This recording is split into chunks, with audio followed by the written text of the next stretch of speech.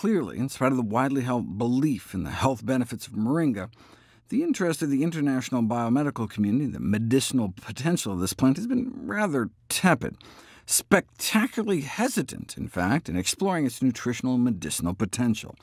Other superfoods, such as garlic and green tea, have enjoyed better reception, but they also have more scientific support. There are thousands of human studies on garlic and more than 10,000 on green tea, but only a few hundred on moringa.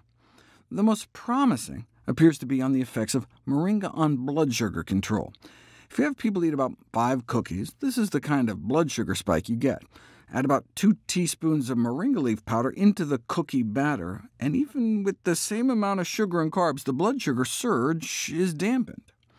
Just having people drink 1 or 2 cups of moringa leaf tea before a sugar challenge suppressed the elevation in blood sugar in all cases compared to those who drank plain water instead. Here's the spike after sugar with no moringa. Here's the reaction to the same amount of sugar 30 minutes after drinking moringa tea. No wonder moringa is used in traditional medicine practice for diabetes, but you don't really know if it can help until you put it to the test. Diabetics were given about 3/4 of a teaspoon of moringa leaf powder every day for 12 weeks, and got significant improvements in measures of inflammation, as well as long-term blood sugar control. But the reason they call it a quasi-experimental study is because there was no control group. The researchers just took measurements before and after, and we know that just being in a dietary study can lead some people to consciously or unconsciously eat more healthfully, so we don't know what effect the moringa itself had. Even in moringa studies with a control group, it's not clear if the subjects were randomly allocated. And in this study, the researchers didn't specify how much moringa people were even given. I mean, what does 1 tablet's worth mean? No significant improvement in this study. Maybe they didn't give enough. This study used a tablespoon a day, and not only saw a significant drop in fasting blood sugars, but a significant drop in LDL cholesterol as well. 2 teaspoons a day didn't seem to help, so was it just that a whole tablespoon is needed?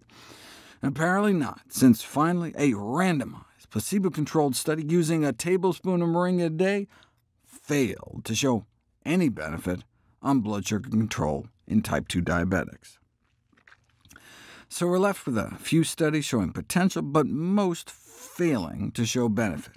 Why not just give moringa a try to see for yourself? That's a legitimate course of action in the face of conflicting data when we're talking about safe, simple, side effect-free solutions. But is moringa safe? Probably not during pregnancy, as about 80% of womenfolk in some areas of the world use it to abort pregnancies, and its effectiveness for that purpose has been confirmed, at least in rats, though breastfeeding women may get about a half-cup boost in milk production based on 6 randomized, placebo-controlled, blinded clinical trials. Just because moringa has long been used in folk medicine traditions in no way proves that the plant is safe to consume. Lots of horribly toxic stuff like mercury and lead, for instance, have been used in traditional medical systems the world over. But hey, at least no major harmful effects of moringa have been reported by the scientific community, or more accurately, no adverse effects were reported in any of the human studies that have been conducted to date. In other words, no harmful effects have been reported until now. Stevens-Johnson syndrome following moringa leaf consumption. Stevens-Johnson syndrome is probably the most dreaded drug side effect, a rare but potentially fatal condition characterized by epidermal detachment. In other words, it can make your skin fall off. 14 hours after consuming moringa, a guy broke out. The same thing had happened 3 months earlier, the last time he had eaten moringa, causing him to suffer extensive lesions with blister formation over his face, mouth, chest, abdomen, and genitalia. This case report suggests that consumption of moringa leaf is better avoided by individuals who are at risk of developing Stevens-Johnson.